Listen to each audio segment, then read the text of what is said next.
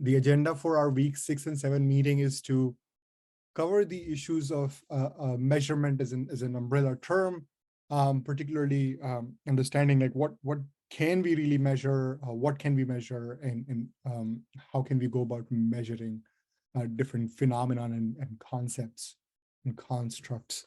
We want to dig deeper together into into addressing the issues of trustworthiness across different types of research, quantitative, qualitative, or mixed. We particularly define trustworthiness, simplistically putting it in terms of reliability and validity. But those are the terms that are usually used by in quantitative methodologies. You will see different terminologies for qualitative research, terms such as credibility, trustworthiness, reflexivity, and other terms that also address the issue of trustworthiness. At this point, one of the students raised a question about why is there a difference between quantitative and qualitative in terms of terminology, and that is because the concepts of validity and reliability are used heavily in quantitative research, and those measures tend to be statistical and quantitative in nature. So qualitative researchers sometimes also find philosophical issues with what reliability and validity are trying to achieve, and try to make a distinction by using different terminology to address the same issue of trustworthiness. So measurement, broadly speaking, or simplistically put, according to Remler and Van Rysing, is a systematic observation and recording of reality. The key word here is systematic, because there needs to be a method to how we go about observing and documenting the certain constructs of reality or certain aspects of reality. This can be done in a number of ways. The one that is commonly known when we talk about measurement, we think of like some type of quantification, some type of numerization of observed reality. But to be more inclusive and broad, especially of qualitative methodological designs, I would also think of it as any type of categorization or description of observed reality. So instead of choosing numbers, we choose words to quote unquote measure. But this raises further concerns, such as can all reality be observed? For example, when we talk about observation and doing research based on what can be observed, we are limited by, as we have discussed before, our senses. For example, we use telescope to look far in space than we can with naked eye, especially with that amount of detail. Same goes for a microscope, that we can zoom into our microscopic space around us that we cannot do with the naked eye. Breathalyzer can help detect the amount of alcohol in the breath and determine whether somebody has been intoxicated or not. Something we cannot do with our base senses. This also applies to issues in social sciences and education, particularly when it has to do with phenomenon that cannot be directly observed, like intelligence or achievement. So what we do is, because these are intangible phenomena, we try and figure out other ways of observing or measuring these constructs by measuring something that could be indicative of these constructs' presence. And I'll talk more about that in length. So regarding the issue of whether reality can be observed, this is a persistent issue in the field. Obviously, that's what we're trying to cope with, coming up with different types of methodological designs to make a case for how we can, with some form of certainty, measure a certain phenomenon or construct. As you know, most quantitative research uses psychometric tests that are trying to measure what we call latent constructs, that are more implicit constructs. Again, like intelligence, right? Like motivation. You cannot touch motivation, right? But what would be an example of motivation? So we will talk more about that in a second too. Also, qualitative research, not all qualitative work is observational, right? We are oftentimes talking about or interested in understanding phenomenon that is beyond human observation.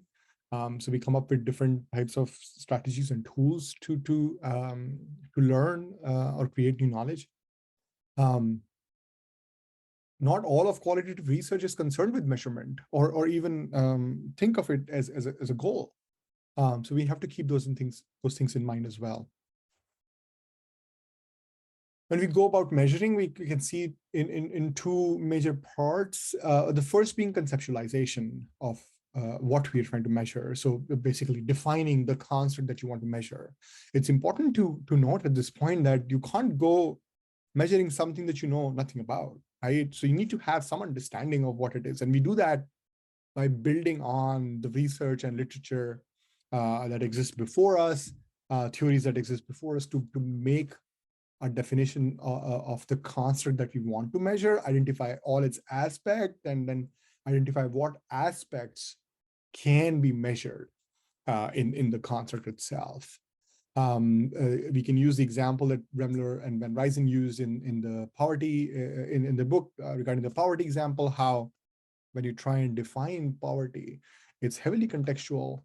And it obviously varies by country, by region, by people, by demographic, depending on who you ask. When you say, let's say poverty is not having enough, what if somebody doesn't want enough, doesn't want a lot of things in life, is intentionally keeping, are they also poor?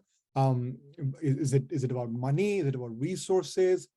So we find that like trying to define constructs that are intangible sometimes can be difficult.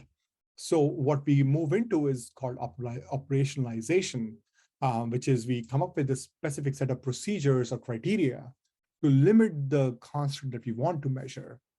You would see that governing bodies could come up with criterion for what will count as poverty, determining a certain level of income one makes, determining a certain level of resources or access they have, or certain type of lifestyle they have as a criteria, as the criteria for poverty. Then what we do is we come up with different types of instruments to try and measure those aspects of the construct. Now, they may not always be measurable aspects in a construct. For example, let's say you're dealing with depression. Depression is, again, something intangible. You can't touch it, you can't taste it. So we come up with different types of surveys. You can come up with a questionnaire asking people about their mood, emotionality, their feeling from moment to moment. You could also be performing blood work and see if there's like platelet counts or red blood cell counts, whatever are the measures that we use to determine neurobiologically what counts as depression. Could be another way to measure depression. But those are some examples of like how we can use different instruments to measure same construct in different ways. In cases when we don't have tangible aspects within a phenomenon that can be measured directly, we use what we call proxies to measure the phenomenon. For instance, in the example of if you want to measure engagement or motivation, again, it's intangible, but perhaps you could say that attendance in the classroom, the amount of time a student participates, the amount of length a certain student talks when they participate, those things can be measured. So those are called proxies for what you are actually trying to measure. Usually we don't stick with one proxy for a construct. We come up with multiple different types of proxies that capture the phenomenon in a holistic way. And then by encompassing all of those possible proxies, we try and make a claim that we have, in a valid way, measured a construct. When we're trying to come up with these different types of aspects that indicate the actual presence or existence of a construct, we call them indicators. You can think of these as items in a survey, right? For example, let's say you are doing a survey on the sense of belongingness, and you have a list of questions. But sense of belongingness is a multifaceted phenomenon itself. Is it about inclusion? Is it about participation? So you may have a set of indicators that point to participation in the survey. You may have certain set of indicators that point to the construct of inclusivity within the survey. And all of those items together are the indicators that measure the phenomenon. When we put them together, again, we can claim that we are measuring the actual construct that we want to measure by measuring the different indicators within it.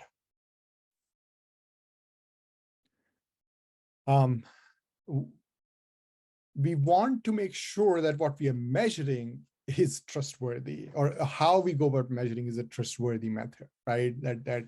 To know that we did what we were supposed to do in a successful manner. Quantitative research uses tools of validity and reliability to establish a sense of trustworthiness in research. Qualitative research does that by using different terminologies like credibility, reflexivity, trustworthiness, even by itself, dependability. Terms like that you would find in qualitative literature that also goes to the construct of trustworthiness.